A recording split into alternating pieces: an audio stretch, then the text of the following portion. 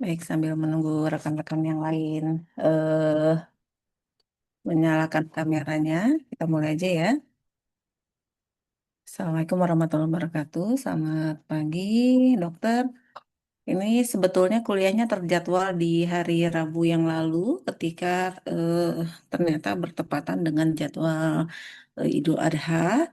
Oleh karena itu, supaya jadwalnya tidak molor-molor lagi, kemarin di minggu yang lalu saya sudah sempat berikan tugas yang asinkronis ya dok ya, yang akan didiskusikan atau diseminarkan di minggu depan. Jadi jadwalnya geser ke hari ini untuk perkuliahan yang dermatofarmakologi.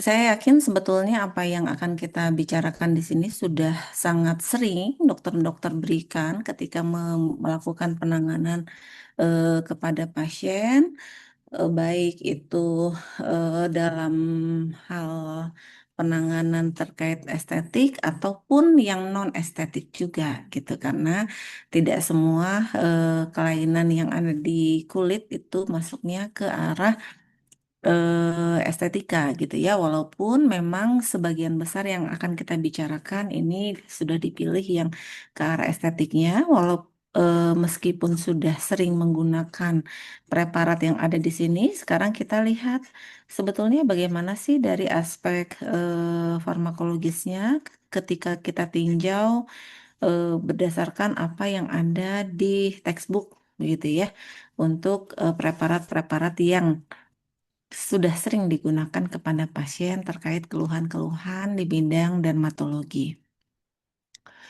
Nah, ketika kita akan membuat atau meresepkan suatu obat kepada pasien yang akan mendapatkan terapi, tentu ada berbagai hal yang perlu kita pertimbangkan. Yang pertama adalah bagaimana kemampuan penetrasi obat berdasarkan daerah yang akan kemudian diberikan obat secara topikal, gitu ya. Misalnya untuk daerah kulit, genitalia, kemudian wajah, aksila, lalu kepala, ini dia lebih permeabel daripada kulit-kulit di daerah ekstremitas, terutama mungkin yang genitalia, wajah, aksila ya. Kulit kepala tepatnya adalah untuk wajah ya, daripada ekstremitas dia jauh lebih permeabel. Oleh karena itu, ketika kita akan meresepkan suatu obat, tentu kita perlu untuk memilih obat yang dia konsentrasinya lebih kecil atau dia gramasinya kita berikan lebih sedikit gitu ya, ketika kulit-kulit yang tipis, yang dia sudahlah tipis, kemudian vaskularisasinya sangat baik begitu ya, sehingga mengakibatkan kemampuan penetrasi obat jauh lebih bagus daripada di kulit-kulit yang lebih tebal seperti pada ekstremitas atau pada batang tubuh di punggung, abdomen seperti itu. Kemudian, hal yang mempengaruhi lainnya adalah gradien konsentrasi, di mana peningkatan konsentrasi obat dalam sediaan yang diberikan ini juga perlu diperhatikan bagaimana kemampuan dia untuk melewati barrier kulit. Memang kan secara logikanya dengan cara membuat dia bergerak dari konsentrasi yang tinggi ke konsentrasi yang rendah ini akan lebih mudah tentunya begitu ya. Tidak memerlukan tambahan energi. Berkebalikan dengan kalau dia dari konsentrasi rendah ke tinggi, maka biasanya itu memerlukan sesuatu yang khusus yang membuat dia dapat bergerak melawan gradien konsentrasi. Kemudian juga yang perlu kita pertimbangkan lagi baik-baik adalah bagaimana frekuensi pemberian obat, berapa kali kita akan berikan dalam sehari. Apakah cukup dioleskan sekali sehari, dioleskannya 2 kali, 3 kali, dioleskan kalaupun misalnya katakanlah sekali sehari, kapan nih waktu yang paling tepatnya? Apakah pagi hari yang paling baik ataukah justru malam hari? Nah, ini nanti tentu akan banyak hal juga yang akan mempengaruhi, misalnya apa yang ingin kita intervensi, apakah itu berhubungan dengan suatu sifat metabolisme Kalau dia berhubungan dengan metabolisme, kita perlu lihat dia paling aktifnya itu kapan. Pada saat siang hari atau pada saat malam justru. Jika pada saat malam ya berarti kita sarankan kepada pasien untuk dilakukan dioleskan pada malam hari.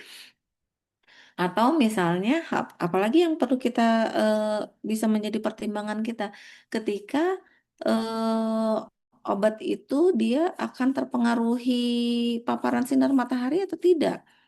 Apakah akan menimbulkan efek fototoksik atau tidak? Kalau ternyata dia dipengaruhi oleh paparan sinar matahari, menyebabkan efek fototoksik, pasien kemudian merasa bahwa kalau dia keluar, kemudian wajah menjadi perih dan sebagainya, seperti itu ya berarti kita jangan berikan itu ketika pagi atau siang hari, apalagi kebetulan pasien kita ini adalah yang memang dia aktivitasnya itu di luar ruang gitu ya.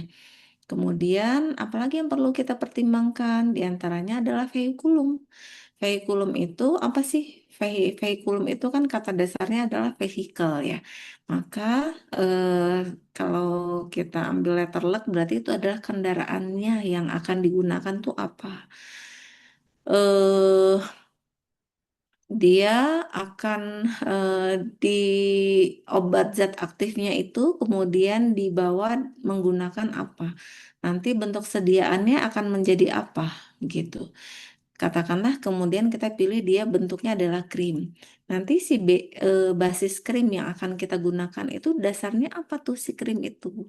Zat aktif yang ada di krim itu apa begitu ya? Karena tidak jarang ternyata si base krim itu juga memiliki efek yang kemudian akan sinergis dengan efek anti aging nih kalau kita akan berikan terapi anti aging begitu.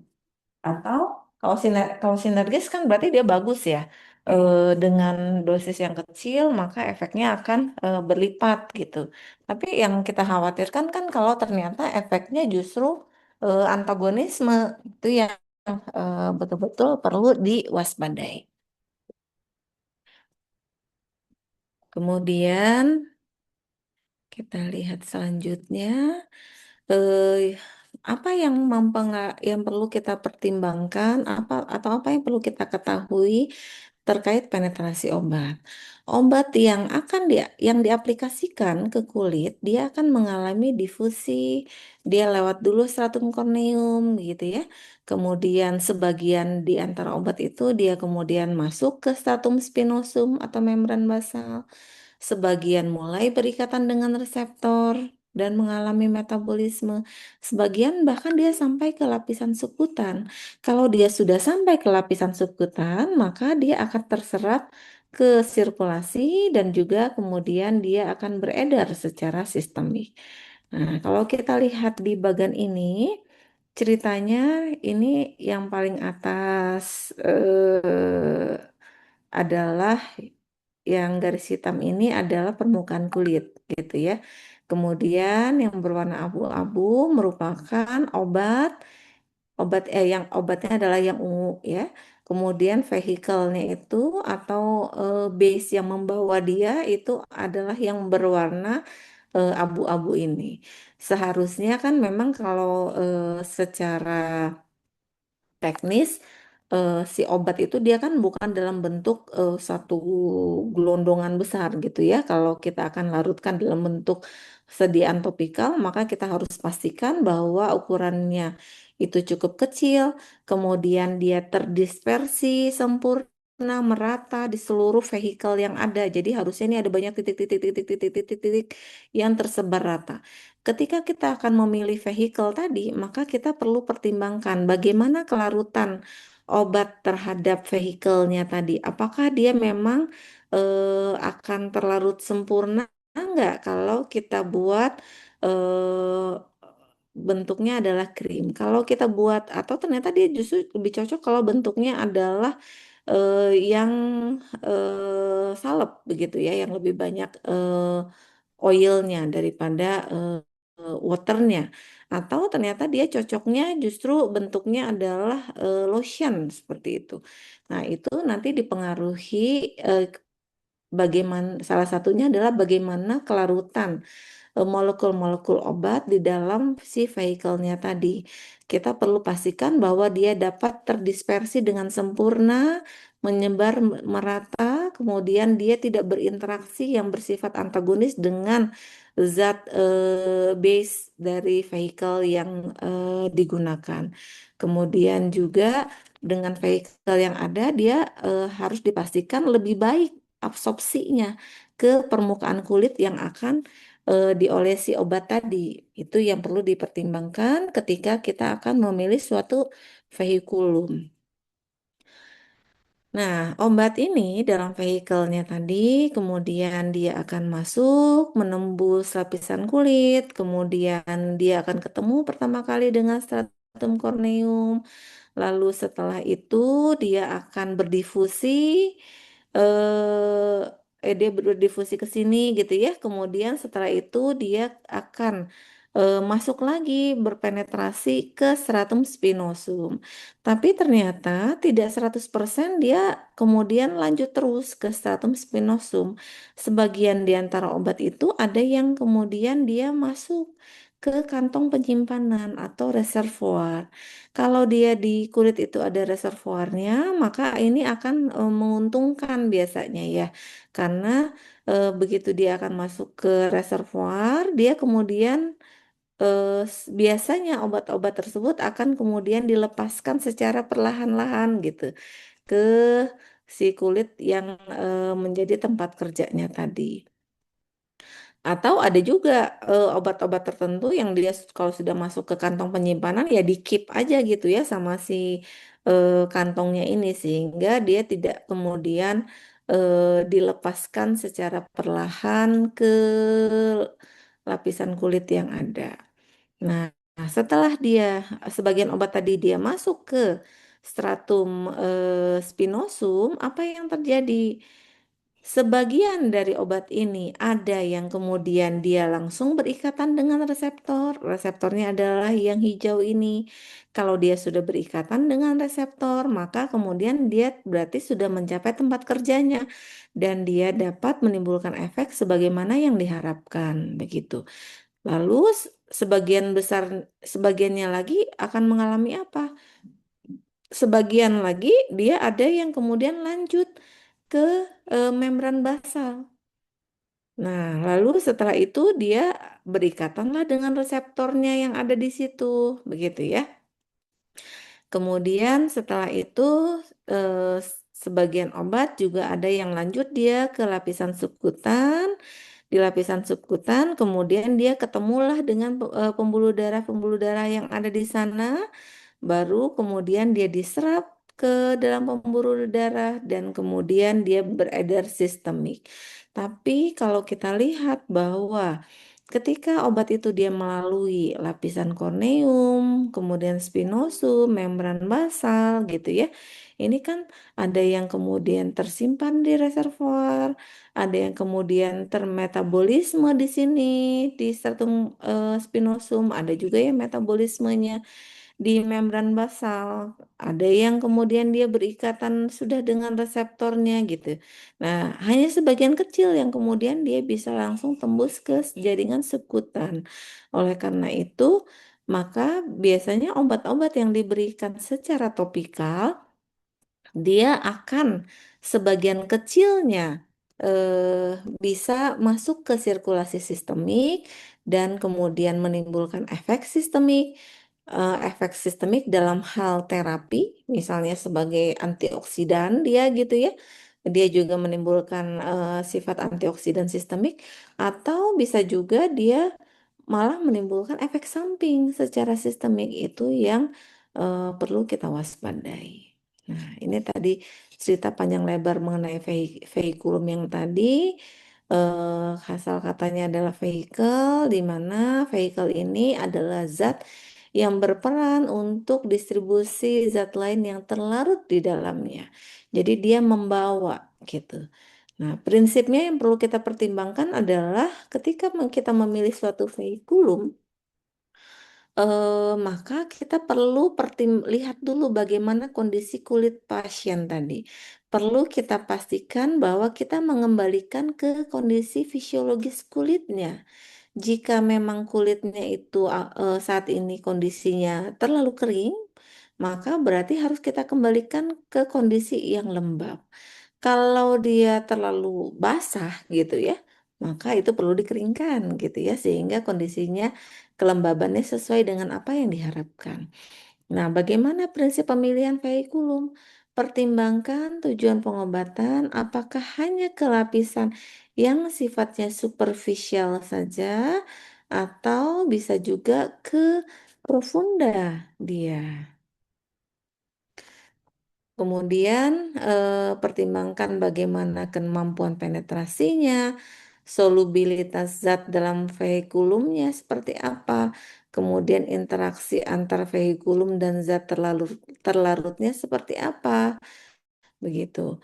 Kemudian jenis-jenis vehikulum itu ada apa saja, ada yang bentuknya tinktura, kompres basah, lotion, gel, kemudian aerosol, krim, pasta, salep, kemudian bubuk atau serbuk gitu ya. Ini tergantung, balik lagi tergantung tujuan kita akan seperti apa, kemudian ingat selalu kita pertimbangkan bagaimana kemampuan penetrasinya, solubilitas, dan juga interaksi dengan zat yang terlarut. Kita juga harus mewaspadai jangan sampai kemudian terjadi reaksi yang tidak diinginkan, seperti misalnya iritasi, bisa iritasi langsung atau dia menimbulkan fotoiritasi ketika terpapar sinar matahari terjadi fototoksisitas, lalu bisa juga terjadi dermatitis, baik itu yang kontak alergi ataupun yang fotoalergik, kemudian urtikaria imunologis maupun yang non imunologis. Nah, itu sebagai prinsip utama. Nah, sekarang kita lihat karena apa yang topik diskusi kita sekarang adalah mengenai dermatofarmakologi, maka kita lihatlah apa yang menjadi salah satu keluhan yang paling banyak di kulit gitu ya. Apalagi jika kita hubungkan dengan prodi ini, prodi penuaan kulit dan estetika, maka tentu yang paling muncul pertama adalah keluhan terkait akne vulgaris. Nah, terutama untuk remaja dan dewasa muda gitu. Kemudian sebelum kita masuk ke tata laksana akne vulgaris, tentu kita perlu ingat bahwa tujuan terapinya apa aja sih? Yang pertama untuk memperbaiki abnormalitas folikel, lalu mengurangi pembentukan sebum, lalu mengontrol infeksi dan juga mengurangi inflamasi. Ini yang menjadi tata laksana dari akne vulgaris. Kemudian kalau kita lihat di sini, di antaranya kan adalah mengontrol infeksi, begitu ya. Apa ya sebetulnya yang dapat terjadi? Apa yang menyebabkan akne vulgaris? Kita perlu ingat bahwa ada bakteri Propioni, Bacterium acnes atau yang biasa mungkin lebih populer disingkat P. acnes gitu ya. Dia eh, menjadi salah satu penyebab utama nih terjadinya akne vulgaris begitu. Nah, kita perlu mencari antibiotik yang efektif untuk infeksi P. acnes. Nah, di antaranya apa? Di antaranya adalah clindamycin. Ternyata kalau kita mengoleskan clindamycin, maka 10% dosis yang dioleskan ini akan terserap sampai ke sistemik. Begitu ya. Jadi ada sebagian yang kemudian beredar sistemik, masuk ke pembuluh darah, kemudian mengalami metabolisme dan sebagainya. Lalu selain clindamycin apa yang menjadi alternatif terapi? Dalam untuk sediaan topikal juga ternyata eritromycin dia baik gitu ya. Kemampuan penetrasinya baik, kemudian dia juga efektif untuk infeksi P. acnes. Cuma sayangnya ada kelemahannya. Ada hal yang menyebabkan pasien kemudian merasa kurang nyaman ketika kita olesi, kita berikan eritromisin, yaitu menimbulkan iritasi dan juga rasa terbakar pada daerah yang diolesi. Itu yang biasanya menjadi keluhan. Kemudian metronidazol. Kalau biasanya di infeksi sistemik, metronidazol ini kita bisa berikan untuk infeksi-infeksi anaerob. Tapi pada kulit, maka ini dia ternyata efektif untuk pengobatan rosase. Ya, akne rosase ini dia diberikan metro itu oke ternyata.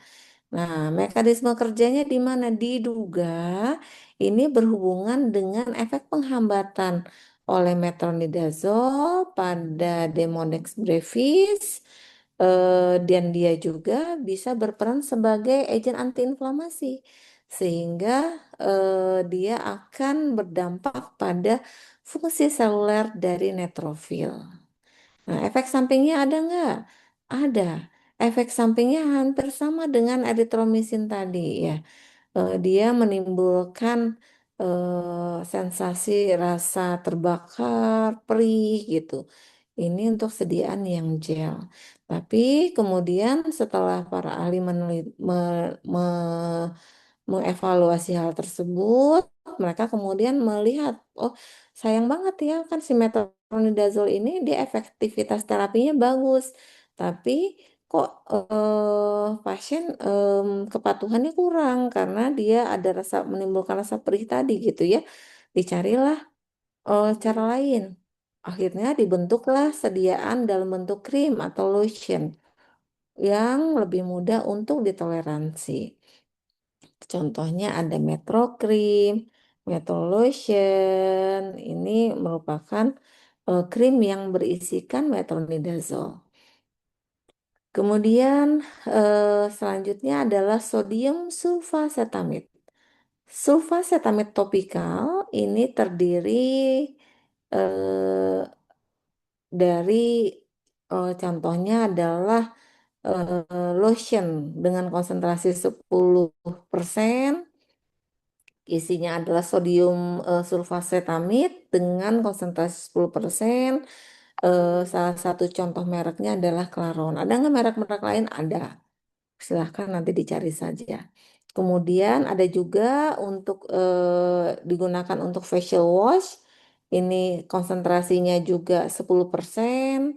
Ada juga yang dia dikombinasi dengan sulfur yang dapat digunakan untuk acne vulgaris dan acne rosacea.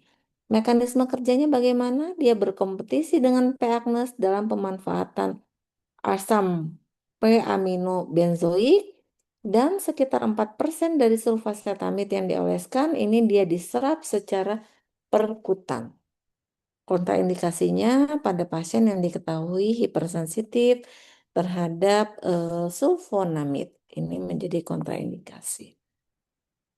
Kemudian antifungi topikal, obatnya macam-macam, ada derivat azol, siklopiroxolamin, kemudian tavaborol, alinamin, naftitin, terbinafin, butenafin, tolnaftat, nistatin, amfoterisin B ini memiliki efek antifungi yang topikal.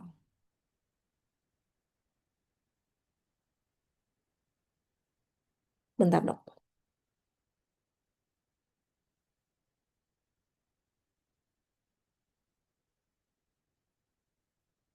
Nah, kalau eh, tentu dokter masih ingat bahwa yang namanya clotrimazole, econazole, ketoconazole, lulikazole, miconazole, oxiconazole, ya, sulconazole, ini dia masuk ke golongan imidazole gitu kan ya. Cuma kalau biasanya eh, ada yang dia diberikan per oral, ini dia diberikan secara topikal. Untuk siapa? Efektivitasnya pada siapa nih? Pada dermatofita. Dermatofita itu Ada apa aja spesiesnya? Ada Epidermophyton spesies, Microsporum spesies, Trichophyton spesies. Kemudian dia juga efektif untuk ragi, termasuk diantaranya adalah Candida albicans dan Pityrosporum orbiculare. Nah, yang ini adalah jamur-jamur yang banyak sekali kita temukan pada pasien, begitu ya. Oleh karena itu, frekuensi penggunaan imidazol itu cukup banyak, cukup sering. Di PPK 1 juga biasanya ada ya beberapa derivat dari golongan imidazol ini tersedia. Mikonazol contohnya dia digunakan dalam bentuk krim ataupun dalam bentuk lotion atau ada juga yang dalam bentuk suppositoria vagina untuk candidiasis vulvovaginalis. Kemudian ada clotrimazole ini untuk diberikan topikal juga dalam bentuk krim atau lotion dan juga bisa untuk eh, Candidiasis vulvovaginalis yang diberikan suppositoria per vagina. Kemudian efinaconazole ini dalam larutan 10% untuk onikomikosis pada kuku kaki. Memang biasanya onikomikosis itu pada kaki gitu ya. Yang padahal kaki itu lebih sulit untuk ditembus nih oleh obat karena dia jauh lebih tebal kan kukunya daripada yang tangan. Cuma kan biasanya memang faktor resikonya adalah penggunaan alas kaki yang tidak higienis atau apa namanya yang lembab gitu sehingga kemudian muncullah si jamur kaki. Nah, eh, yang harus kita sadarkan kepada pasien adalah pengobatan onikomikosis ini hingga saat ini mau obatnya apapun juga, seefektif apapun juga itu harus dilakukan, dilanjutkan terus sampai selama 48 minggu. 48 minggu itu 12 bulan gitu kan ya, 12 bulan 1 tahun loh. Nah, kenapa? Karena itu tadi, karena si kuku kaki itu dia cukup tebal gitu ya. Dan kemudian dia seringkali kemudian tercover oleh kaos kaki lah, oleh sepatu lah. Apalagi untuk yang bekerja di mana dia mungkin 10 to 5 harus menggunakan sepatu. Sepatunya pun juga bervariasi gitu ya. Ada yang dia breathable, ada yang tidak. Nah, ini eh, terkadang kita lihat progres perbaikan itu bagus, debrisnya jadi tipis gitu ya, gatalnya juga berkurang. Nah, kan kelihatan bahwa oh udah mulai sembuh nih. Nah, begitu sudah mulai berkurang gatalnya, biasanya kemudian pasien tuh udah males ya untuk ngoles-ngoles lagi, apalagi selama setahun. Kebayangkan pasti angka kepatuhannya cukup rendah. Oleh karena itu, peran dari dokter lah yang sangat penting untuk menyampaikan kenapa sih harus diulang-ulang terus selama setahun. Karena ya memang dia eh, kadang-kadang terlihat membaik, walaupun sebetulnya belum membaik dengan sempurna. Menipis aja, nanti dia kembali pada eh, kondisi awal kelembaban awalnya yang tadi yang membuat dia menjadi subur. Nah, mulailah lagi dia tumbuh lagi dengan subur juga si jamurnya. Lalu untuk topikal dermatofitosis dan kandidiasis juga ada. Untuk yang dermatofitosis itu sediaan yang krim, sedangkan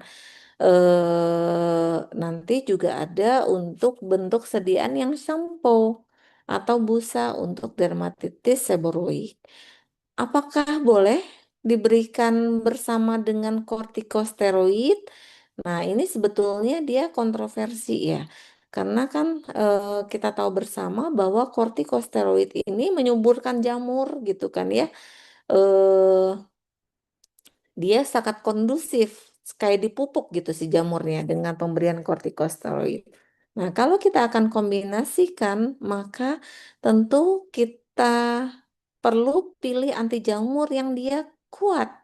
sehingga nggak kalah dia dengan steroidnya. Nah, contohnya sediaannya adalah yang clotrimazole, betamethasone, dipropionat. Nah, biasanya kita akan berikan bentuk yang kombinasi ini di awal fase-fase di mana inflamasinya masih hebat gitu ya.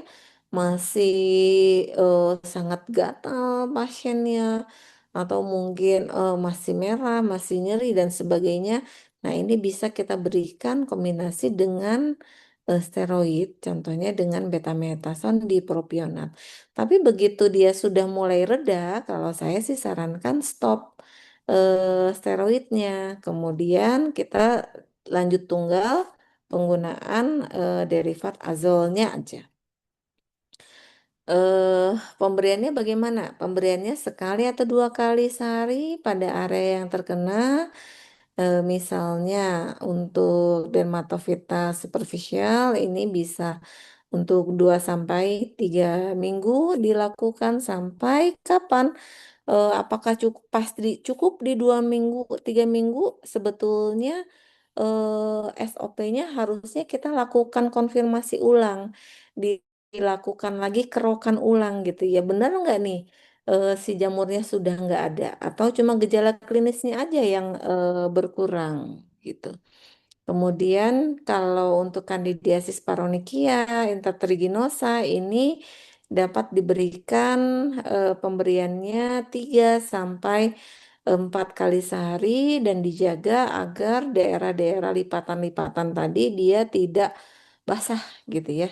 Karena kalau dia basah terus maka ini akan mengakibatkan justru kondusif untuk si kandidiasisnya tadi berkembang. Kandida yang berkembang. Nah, lalu dermatitis seboroik ini pemberian ketokonazol 2 kali sehari. Sampai kapan? Sampai gejalanya menghilang. Akan lebih baik tentunya dilakukan lagi pemeriksaan mikroskopisnya untuk memastikan sudah clear kulit kepalanya. Kemudian siklopiroxalamin ini juga obat antimikotik spektrum luas. Ini baik untuk penghambatan dermatofita, candida, lalu P. orbiculaire. Dia menghambat penyerapan prekursor sintesis dari makromolekul bekerja baik pada membran sel jamur. 1 sampai 2% dari dosis yang diberikan ini akan diserap pada pemberian topikal. Kemudian sediaannya ada dalam bentuk krim dan lotion. Dan pengobatannya atau terapi ini baik untuk dermatomikosis, kandidiasis, serta tinea versicolor. Kemudian ada siklopiroxalamin 8% dapat digunakan untuk onikomikosis ringan hingga sedang pada kuku. Tapi tetap ingat bahwa pemberiannya direkomendasikan tetap sama selama 48 minggu. Kemudian tafaborol. Ini adalah obat anti jamur golongan oksaborol pertama yang disetujui untuk onikomikosis. Dia bekerja dengan cara menghambat sintesis dari protein jamur dengan cara menghambat sintetase asam amino asil transfer ribonukleat. Nah, sediaannya apa nih bentuknya? Dalam larutan 5% yang harus dioleskan sekali sehari selama tetap 48 minggu.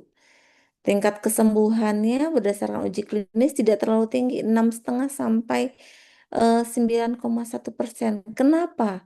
Apakah memang tidak efektif? Sebetulnya dia efektivitasnya cukup baik. Tapi ya tadi itu, biasanya pasien tidak sabar untuk diminta mengoleskan terus-menerus selama 48 minggu. Bosen biasanya ya. Lalu ada alinamin, obatnya ada naftitin, hidroklorid, kemudian ada terbinafin yang merupakan bagian dari alinamin yang sangat aktif dalam melawan dermatofita.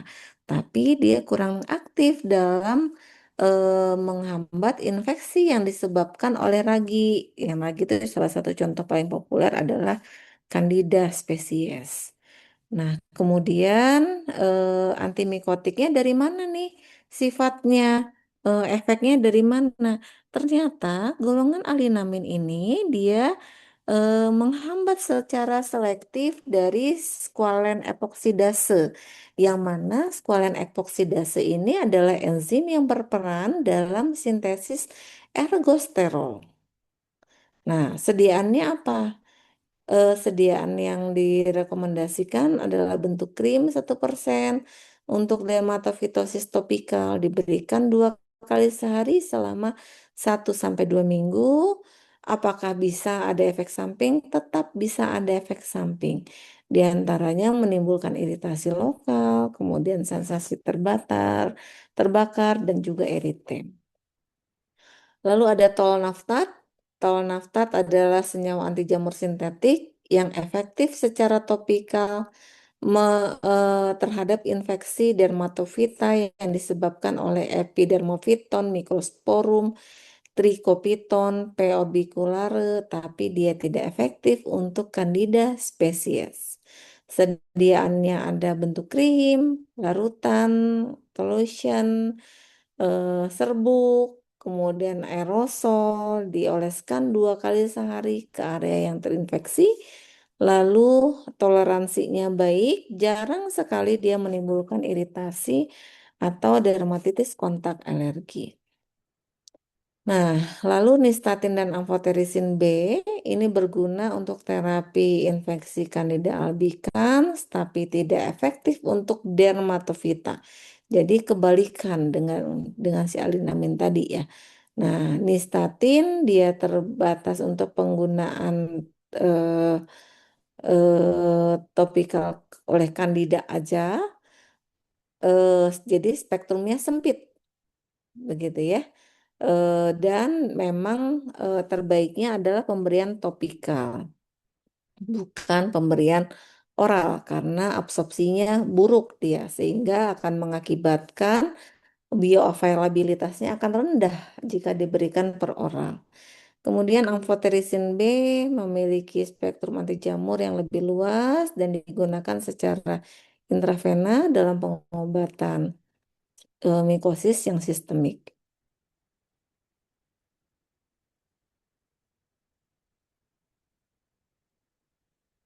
Lalu ada asam retinoat. Nah, ini sering sekali digunakan ya untuk perawatan kulit.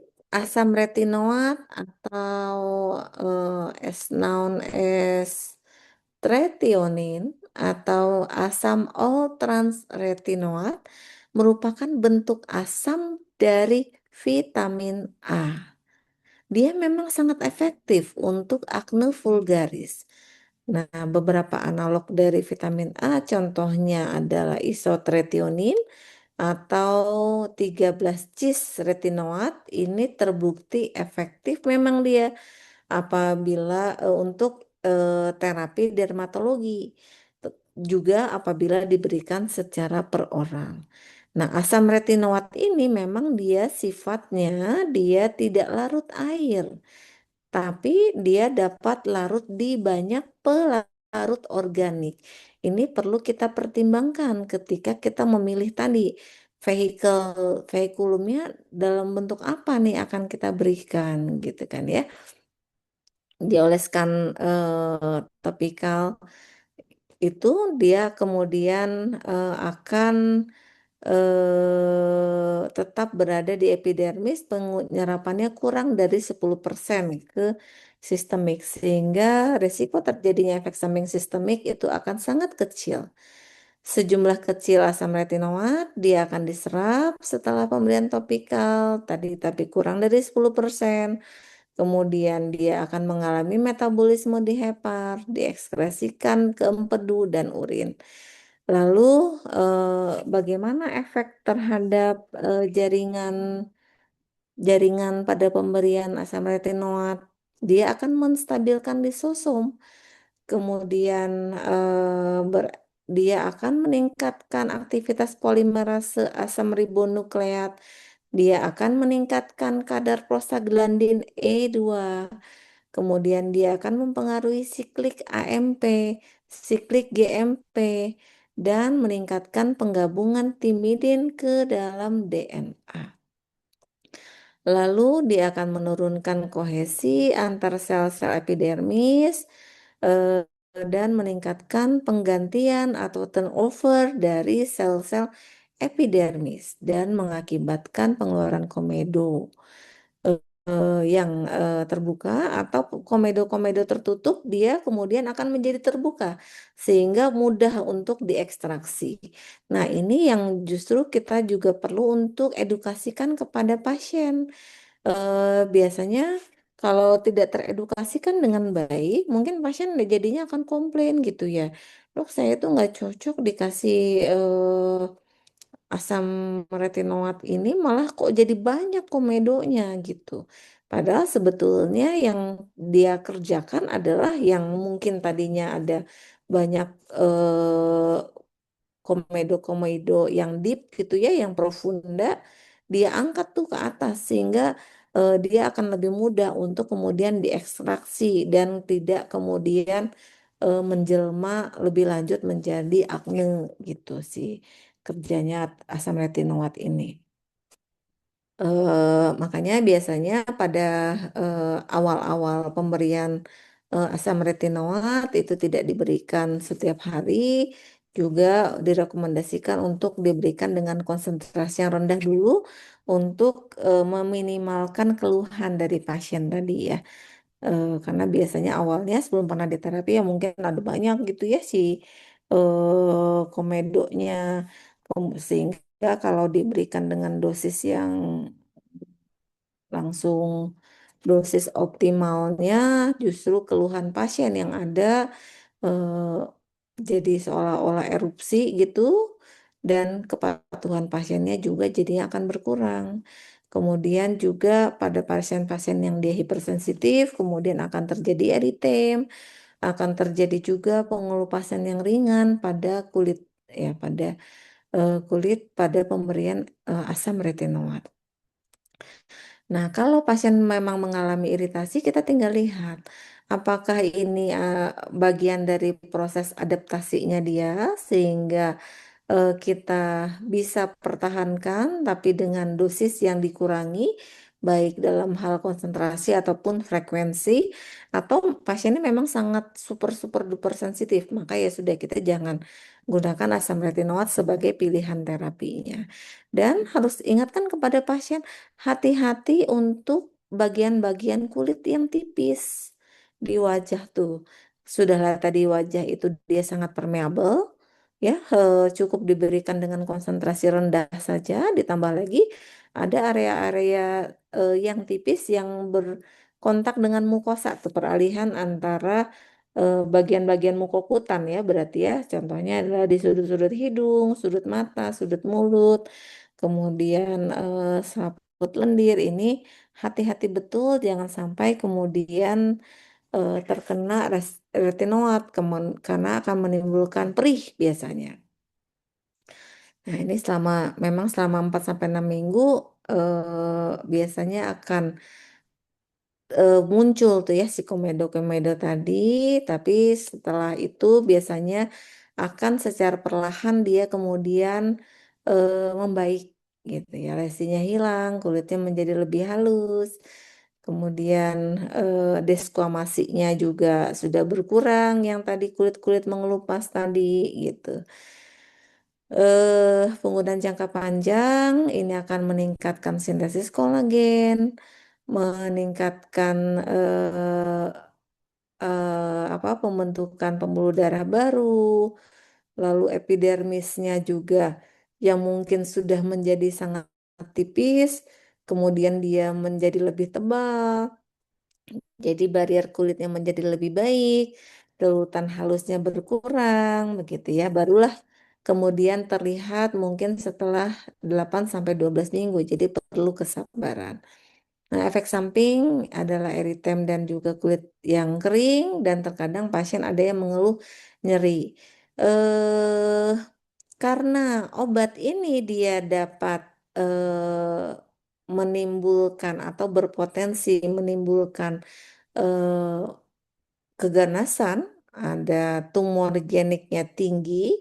Apabila dia terpapar sinar UV, maka mutlak sekali bahwa asam retinoat itu kita berikannya harus pada malam hari, tidak boleh ada pada siang hari. Begitu. Jadi pasiennya harus ingat, ibu ini dioleskannya adalah malam sebelum tidur setelah membersihkan wajah gitu. Tidak usah tebal-tebal karena nanti bisa menimbulkan kulitnya menjadi kemerahan dan terasa nyeri serta kering. Padahal tujuan kita kan ingin mengembalikan fungsi barrier kulitnya. Ya. Kemudian ada adapalen, ini merupakan turunan dari asam naftoat yang merupakan eh, menyerupai asam retinoat baik dalam struktur maupun efeknya. Sediaannya ada dalam bentuk krim dan lotion 0,1%, sedangkan bentuk gelnya dia 0,3%. Dia relatif lebih ditolerir oleh sebagian besar pasien. Kemungkinan terjadi iritasinya kecil ya dibandingkan asam retinoat dan efektif untuk pasien akne vulgaris ringan dan sedang. Lalu ada isotrionin, ini adalah retinoid sintetik untuk terapi akne kistik. Eh, Isotrionin ini nanti dia akan bekerja terhadap atau dia mempengaruhi ke fungsi dari kelenjar sebaseusnya sehingga dia tidak hiperproduktif gitu si sebaseusnya dan akan mempengaruhi berarti ke pembentukan sebum. Penyerapannya baik, dia terikat luas oleh albumin plasma, waktu paruhnya 10 sampai 20 jam. Efek samping yang umum, dia menyerupai hipervitaminosis A dan termasuk dapat menimbulkan kulit yang kering, gatal, sakit kepala, kemudian kornea menjadi keruh, bisa dapat mempresipitasi terjadinya pseudotumor cerebri, lalu radang usus, anoreksia, alopecia, nyeri otot, dan juga sendi. Begitu, ini adalah efek samping yang mungkin terjadi terutama ketika dia diberikan dengan waktu pemberian yang panjang atau pemberian yang kronis. Lalu ada benzoil peroksida, ini dia efektif juga untuk akne vulgaris, dapat menembus stratum corneum, lalu sampai juga ke dermis. Kurang dari 5% dosis yang diberikan ini dapat diserap ke kulit dalam waktu 8 jam. Mekanisme kerjanya dia memiliki efek antimikroba terhadap P. acnes dan juga selain itu dia juga punya efek komedolitik juga dan dia dapat meningkatkan menimbulkan pengelupasan dari kulit dengan tujuan agar nanti muncullah lapisan kulit baru yang lebih sehat dan kulit lamanya itu terkelupas. Jadi nanti kulitnya menjadi lebih sehat dan mulus gitu ya. Kemudian benzoyl peroksida ini agar dapat kita kurangi risiko iritatifnya, maka pemberiannya dengan dosis rendah. Dianjurkan maksimalnya itu adalah 2,5% sekali sehari selama seminggu pertama. Dapat ditingkatkan frekuensi dan juga konsentrasinya apabila berdasarkan pengamatan kita pasiennya bagus gitu toleransinya.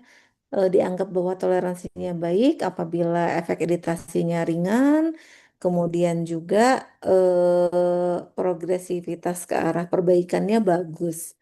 Barulah kemudian boleh kita tingkatkan. Jadi pasiennya bisa diberikan obat dulu. eh, Sebetulnya dianjurkan untuk 1 minggu pertama, kemudian dia sudah kontrol lagi. atau selambatnya dia dapat kontrol lagi dalam waktu 2 minggu untuk dapat kita evaluasi bagaimana toleransi pasien tadi terhadap obat ini. Lalu ada asam azelik yang mana ini adalah asam dekarboksilat jenuh rantai lurus yang juga efektif untuk P. agnes. Berdasarkan penelitian, dia memang efektivitasnya baik, mengurangi koloni bakteri, kemudian dia juga secara in vitro terbukti dapat menghambat konversi testosteron menjadi dihidrotestosteron. Tapi balik lagi yang namanya in vitro itu biasanya eh, tidak dilakukan in vivo ke seluler gitu ya. Jadi menggunakan bukan tidak dilakukan in vivo ke seluler ya, in vivo ke makhluk hidup gitu. Bisa karena bisa saja in vitro itu kita langsung lakukan di tabung-tabung reaksi atau ke sel-sel yang kemudian ditetesi seperti itulah kira-kira, tapi tidak ke makhluk hidup langsungnya, tidak ke hewan coba atau tidak ke manusia. Nah, bagaimana sediaannya? Sediaannya untuk awal dapat menggunakan krim dengan konsentrasi 20%, gel 15%, atau foam 15% sekali sehari pada area yang terkena selama 1 minggu dapat diberikan 2 kali sehari. Efek sampingnya apa? Sama ya efek sampingnya sebagian besar pasien mengeluhkan adanya iritasi ringan, reaksinya dalam bentuk muncul kemerahan dan kulit terasa kering pada minggu-minggu awal. Tapi kemudian jika kulitnya sudah dapat beradaptasi dengan baik, maka perbaikan klinis dapat diamati secara signifikan dalam waktu 6 sampai 8 minggu kemudian. Lalu brimonidin ini untuk agonis alfa 2 adrenergic diindikasikan untuk pengobatan topikal eritem yang disebabkan oleh rosase yang persisten pada pasien yang dewasa. Pemberiannya bisa dalam bentuk gel 0,33% setiap hari sampai eritemnya dia berkurang. Karena dia akan menimbulkan vasokonstriksi ya, sehingga diharapkan dengan demikian reaksi eritemanya dia akan berkurang, tapi bisa saja akan dapat terjadi eksaserbasi. Ini 30 menit sampai beberapa jam setelah pemberian obat. Nah, ini terutama untuk pasien-pasien yang dia hipersensitif. Nah, brimonidin ini merupakan bagian dari antagonis alfa 2 adrenergic sehingga dia akan dapat mempengaruhi tekanan darah. Oleh karena itu, hati-hati pada pasien dengan penyakit kardiovaskular yang berat. Karena walaupun dia diberikan topikal, tadi kan kita sudah lihat ya, walaupun mungkin sedikit yang kemudian dia masuk ke sirkulasi sistemik. Tapi kalau pasiennya sangat sensitif, ya ini juga perlu kita pertimbangkan risiko efek samping sistemik terhadap sistem kardiovaskularnya. Direkomendasikan untuk mencari obat lain yang lebih aman. Kemudian tabir surya, eh, saya yakin sudah pada sangat familiar pada jenis-jenis tabir surya yang ada. Memang secara garis besar ada 3 kelas senyawa kimia dari tabir surya atau sunscreen ini, yaitu P-aminobenzoat atau yang biasa asam P-aminobenzoat atau yang biasa kita kenal dengan sebutan PABA, dan juga esternya, kemudian benzofenon dan juga dibenzoil metana. Sebagian besar dari sunscreen ini memang dia diset untuk dapat menyerap sinar UV dengan rentang panjang gelombang 280 sampai dengan 320 nanometer ya, untuk UVB. Pada paparan yang kronis terhadap cahaya dengan panjang gelombang ini, maka ini akan dikhawatirkan dapat menginduksi aging lebih dini. Dan yang paling kita khawatirkan sebetulnya bukan hanya agingnya saja, tapi reaksi fotokarsinogenesis itu yang paling dikhawatirkan sebetulnya. Walaupun kalau untuk pasien yang lebih biasanya dikeluhkan adalah aging gitu ya, karena kan fotokarsinogenesis kan jangkanya panjang sekali dan memang insidensinya tentu jauh lebih kecil ya daripada kalau proses aging kan semua orang akan mengalami cepat, tinggal kecepatan waktu terjadinya agingnya saja yang dapat dikondisikan gitu ya atau dapat diatur. Nah, PABA dan esternya tadi dia memang eh, paling efektif di wilayah B dengan rentang panjang gelombangnya yang di 320 sampai dengan 400. Sedangkan benzofenon ini pada panjang gelombang 250 sampai 360. Walaupun katanya berdasarkan penelitian efektivitasnya tidaklah sebaik pamba. Sedangkan di benzoyl metan ini untuk UVA dia dengan panjang gelombang maksimumnya di 360 nanometer.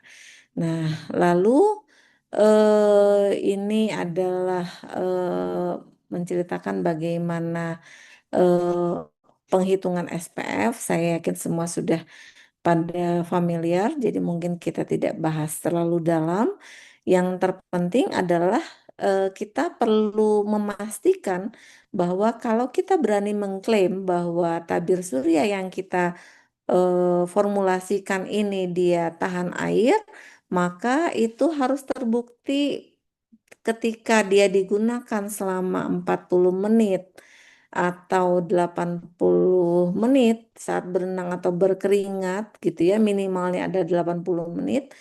Kemudian diuji bagaimana sifat tabir suryanya, apakah dia masih dapat menangkal dengan baik penyerapan dari sinar UV tadi setelah dipakai berenang atau setelah aktivitas yang menimbulkan banyak keringat selama 40 menit dia masih tetap efektif melindungi, maka barulah kita bisa bisa mengklaim bahwa dia ini bersifat tahan air begitu.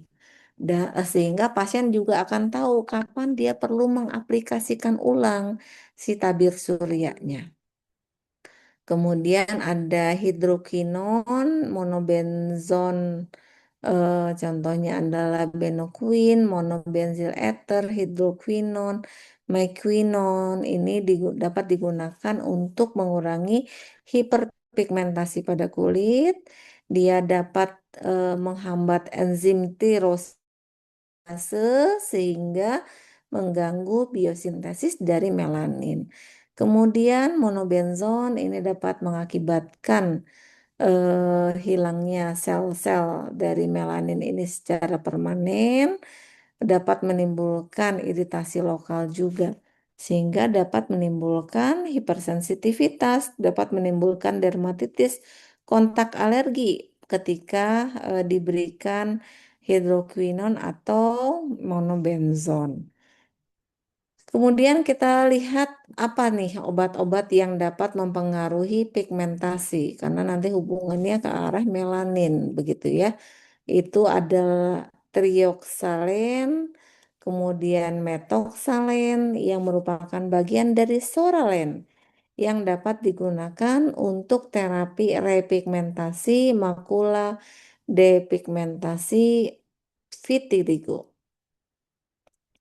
Solalen, nah ini dia berkebalikan dengan sunscreen tadi. Kalau sunscreen tadi dia eh, bersifat tabir gitu ya, sehingga dia akan menangkal seperti seolah-olah dia pakai payung, dia pantulkan tadi si sinar UV tadi. Tapi kalau Soralen justru dia harus diaktifasi oleh sinar UV dengan panjang gelombang 320 sampai 400 nanometer UVA untuk dapat menghasilkan efek yang diuntungkan gitu.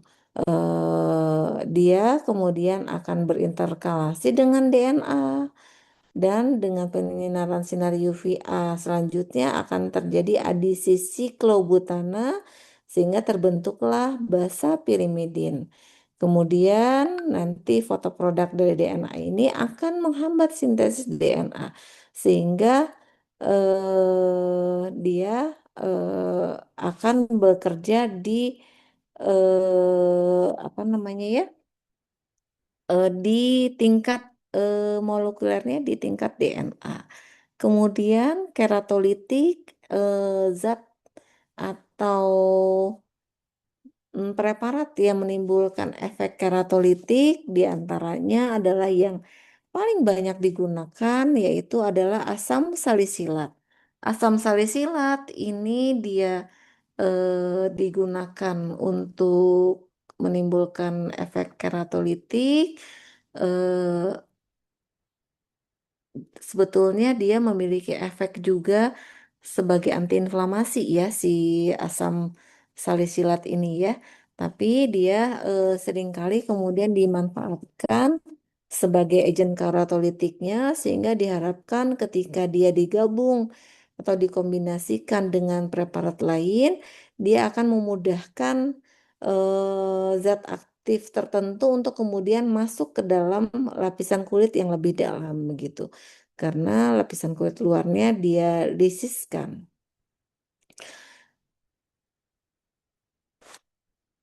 Konsentrasinya tidak boleh lebih dari 6% karena akan menimbulkan kerusakan jaringan. Lalu ada propilen glikol. Propilen glikol ini digunakan secara luas untuk sediaan topikal karena merupakan veikulum yang sangat baik untuk senyawa organik. Dia digunakan bisa sendiri atau sebagai agen keratolitik dalam konsentrasi 40 sampai 70% dengan oklusi plastik atau dengan dalam bentuk gel dengan asam salisilat. Oklusi plastik ini diharapkan akan dapat mengurangi evaporasi ya, sehingga diharapkan efektivitasnya akan lebih baik. Cuma terkadang pasien merasa kurang nyaman ya karena terasa jadi panas gitu kan ya karena akan dibungkus semacam plastik dalam waktu beberapa kurun waktu tertentu. Jadi perlu untuk kita sampaikan juga resiko ketidaknyamanan yang dapat dimunculkan. Hanya dalam jumlah minimal dari dosis yang dioleskan yang dapat diserap melalui stratum corneum yang normal. Oleh karena itu, kalau kita ingin dia diserap lebih banyak, maka perlu dilakukan tambahan, misalnya salah satunya dengan oklusi tadi. Kemudian dia karena efeknya sebagai keratolitik, dia dapat digunakan untuk menghilangkan hiperkeratotik sehingga lepas tuh jaringan yang tebal yang disebabkan pembentukan keratin dalam jumlah besar tadi ya. Kemudian dia memiliki efek sebagai pelembab juga, memiliki efek higroskopis yang baik dia sehingga dapat meningkatkan hidrasi kulit, kelembaban kulit biasanya kemudian akan membaik. Lalu ada urea. Urea dalam base cream atau base salep dia kompatibel untuk dapat memiliki efek melunakkan atau melembabkan pada stratum corneum. Dia dapat membuat krim atau lotion menjadi terasa kurang berminyak sehingga lebih nyaman biasanya untuk pasien ya. Lebih terasa lebih ya nggak berminyak, nggak lengket dia gitu ya. Kemudian dia dapat diserap perkutan walaupun jumlahnya minimal, didistribusikan ke ruang ekstraseluler dan diekskresikan ke urin. Lalu bagaimana metabolismenya? Dia Urea ini sebetulnya adalah produk metabolisme yang alami. Kemudian toksisitas sistemik dan topikalnya pun dia sebetulnya jarang terjadi gitu ya. Jadi dia relatif lebih mudah diterima oleh kulit kita. Eh Urea ini dia akan meningkatkan kadar air dari stratum corneum, sehingga dia akan meningkatkan hidrasi dari kulit. Kemudian dengan sifat higroskopisnya dia juga memiliki efek tambahan sebagai agen keratolitik. Begitu. Bagaimana caranya? Kenapa dia dapat menimbulkan efek keratolitik? Dengan cara meningkatkan perubahan dari prekeratin menjadi keratin. Sehingga kemudian eh, setelah itu dia akan lisiskan eh, dengan efek keratolitiknya, begitu ya. Lalu dia juga akan mempengaruhi ikatan hidrogen yang ada sehingga keutuhan dari stratum corneumnya akan terpengaruhi. Lalu tadi kita sudah sempat singgung mengenai kortikosteroid pemberian topikal. Nah, yang perlu diingat adalah kortikosteroid itu variasinya dia cukup luas. Eh, ada yang dia eh, sifat kerjanya dia rendah atau efektivitasnya rendah, ada yang sedang, ada yang tinggi. Pada saat kita berikan, kalau tadi misalnya contohnya dilakukan bersama dengan oklusi, maka dia akan meningkatkan penetrasinya sampai maksimal itu 10 kali lipat. Apakah ada efek samping dari pemberian topikal jangka panjang? Kalau efek samping pemberian topikal sistemik jangka panjang tentu semua sudah pada tahu dia dapat menimbulkan buffalo humps, dapat menimbulkan gangguan ke fungsi ginjal juga. Itu pada jangka panjang yang harus kita waspadai ya, menimbulkan udem. Nah, tapi ternyata pada pemberian topikal pun dia dapat menimbulkan efek samping. Di antaranya adalah dapat menimbulkan atrofi pada daerah yang dioleskan tadi, dapat menimbulkan kesan seolah-olah dia berkerut dengan telangiektasis yang menonjol. Sehingga kalau dibiarkan terus-menerus nanti si telangiektasisnya itu berkembang terus, dapat juga menimbulkan ekimosis dan purpura, dapat menimbulkan rosase kortikoid, dapat menimbulkan eritema yang persisten, pustula, papula, kemudian dermatitis perioral, akne steroid, kemudian perubahan infeksi kulit yang bukan hanya masalah dengan P. acnes aja dia, tapi dia kemudian jadi subur untuk resiko infeksi jamur gitu kan ya. Lalu hipopigmentasi, hipertrikosis. Dan pada pemberian topikal pada mata dapat meningkatkan tekanan intraokular. Tapi ingat ini terjadi pada pemberian dosis yang jangka panjang dengan konsentrasi yang tinggi juga. Nah, terkait efikasi yang tadi sudah sempat saya singgung sebelumnya, bahwa efektivitas atau efikasi dari steroid itu bervariasi mulai dari ringan, sedang, sampai yang tinggi. Dan kalau kita lihat, ternyata sama ini kan kita tahu bahwa yang namanya betametason itu biasanya efikasinya itu dia tinggi gitu ya. Tapi ternyata ada juga betametason yang efikasinya rendah. Contohnya betametason yang diberikan dengan konsentrasi 0,2%. Di sini terpaksa dicantumkan mereknya karena kita akan membandingkan berbagai betametason gitu ya. Contohnya adalah Celeston. Celeston 0,2% dia efikasinya rendah. Tapi kalau kita lihat golongan sesama beta metason lainnya, contohnya yang 0,1%, konsentrasinya lebih rendah daripada yang tadi gitu ya, betametason valrat dengan contoh obatnya adalah Valison, maka ini dia sudah masuk ke efikasi yang sedang. Begitu. Kalau Valison dengan dosis yang konsentrasi lebih kecil ya dia tetap mungkin masih masuk ke efikasi yang rendah. Tapi dengan konsentrasi yang lebih kecil daripada Celeston tadi yang 0,2%, ternyata Valison dengan konsentrasi 0,1%, dia efikasinya sudah naik ke sedang. Kemudian kita lihat lagi, ternyata dengan konsentrasi yang lebih kecil lagi, dengan konsentrasi 0,05% dalam bentuk betametason dipropionat yang dioptimize vehikelnya, yang dia dikondisikan sehingga dia lebih mudah untuk diserap. Contohnya obatnya adalah Diprolen, maka ini ternyata sesama betametason dengan konsentrasi yang jauh lebih kecil, ternyata efikasinya dia bisa sangat tinggi. Nah, di sini kita bisa lihat bahwa ternyata pemilihan vehikulum tadi ya di betametason dipropionat yang diprolen ini dia lakukan optimasi dalam vehikulumnya, dibuat sedemikian rupa sehingga dia lebih mudah untuk kemudian diserap.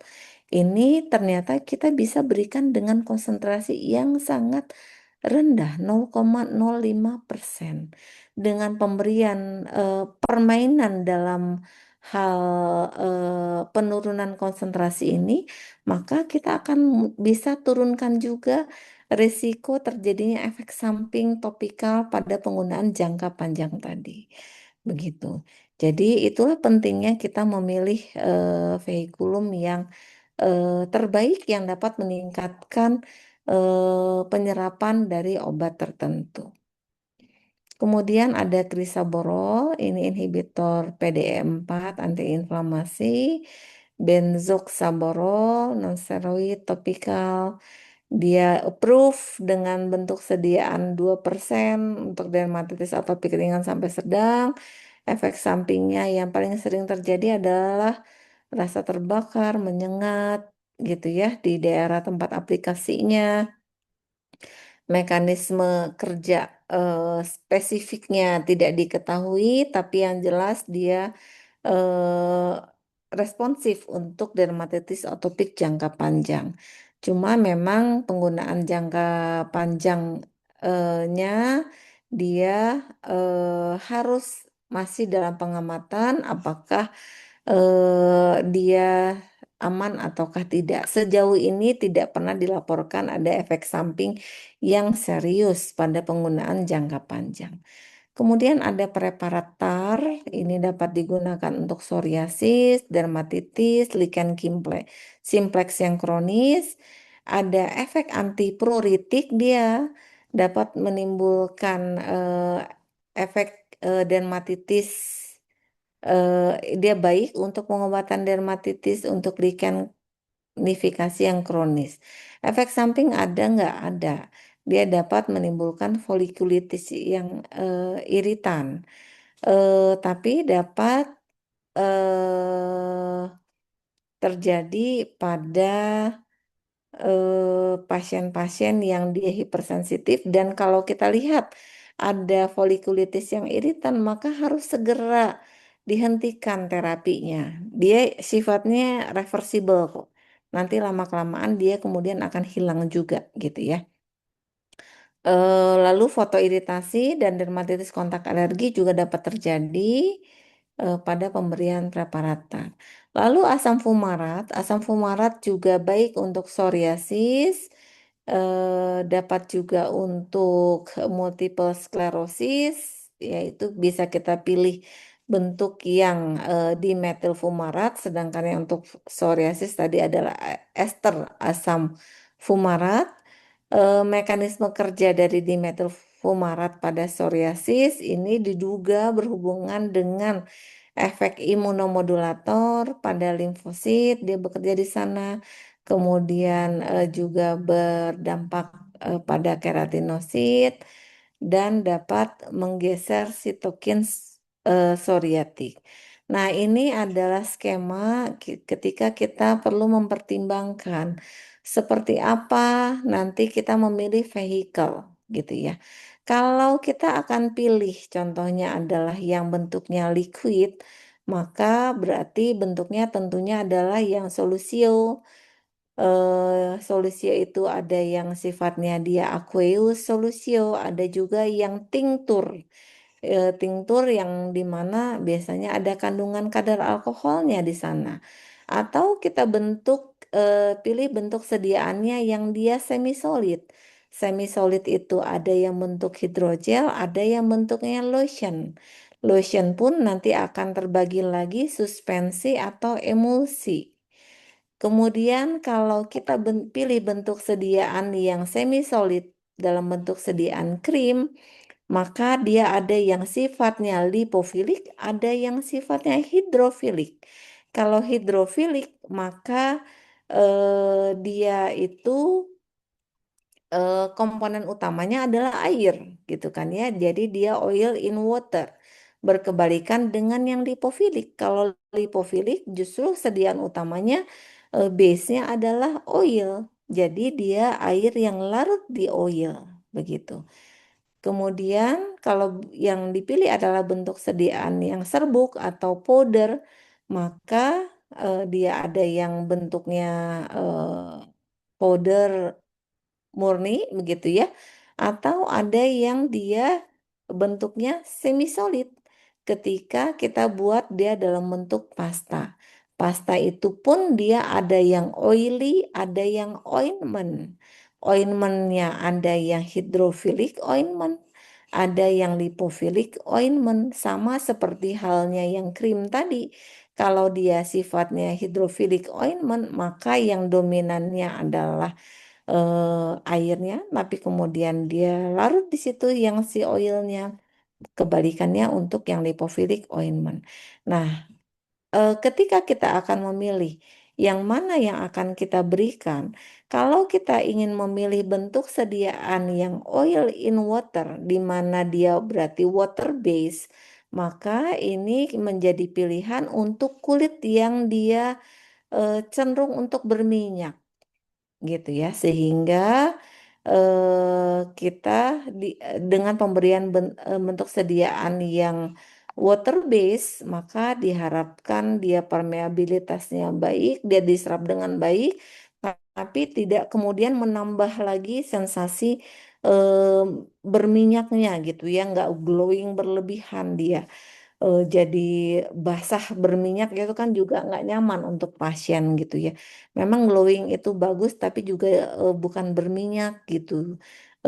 Itu kan nggak enak juga untuk pasien. Tapi kalau dia cenderung kulitnya itu dia kering, maka kita bisa pilih sediaan-sediaan yang dia oil base gitu ya, sehingga dengan demikian nanti kelembaban dari kulitnya itu akan kembali yang tadinya terlalu berminyak, kemudian kita buat dia menjadi berkurang minyaknya dan cukup sampai lembab saja.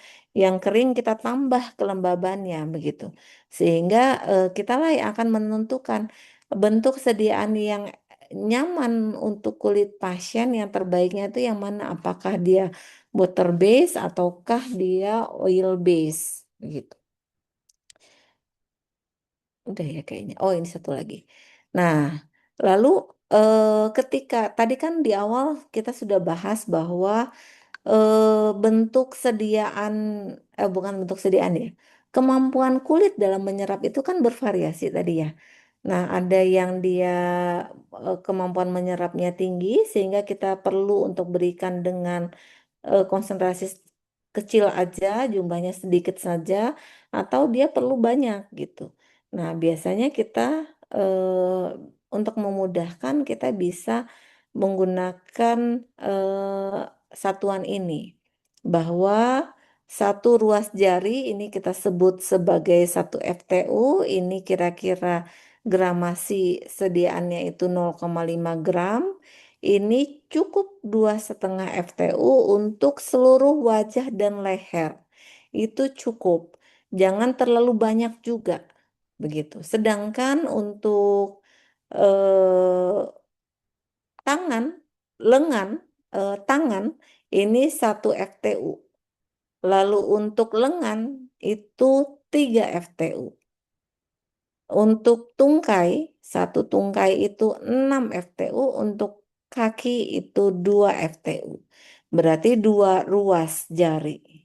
Sedangkan untuk tubuh bagian depan, dada, dan juga perut, kulit abdomen itu 7 FTU, untuk 1 punggung itu 7 FTU. Dengan satuan ini adalah untuk dewasa ya, untuk dewasa dengan berat badan sekitar 50 sampai 70 kilogram.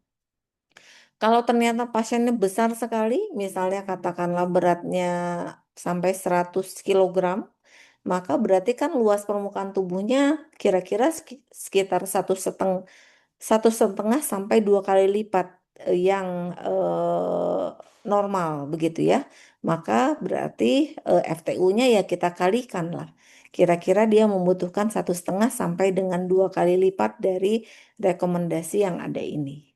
Atau kalau dia kecil sekali ya, mungil banget pasiennya, ya berarti bisa kita kurangi begitu. Setengahnya kira-kira seperti itu. Baik dok, apakah ada yang akan didiskusikan? Mudah-mudahan tidak terlalu mengantuk ya, karena sudah siang hari ini. Mangga kalau ada yang ingin ditanyakan terkait pemberian dermatofarmakologi, diskusinya tidak terbatas terkait apa yang kita bahas pada hari ini saja, boleh saja terkait hal-hal di luar topik pada hari ini, mangga. Silahkan.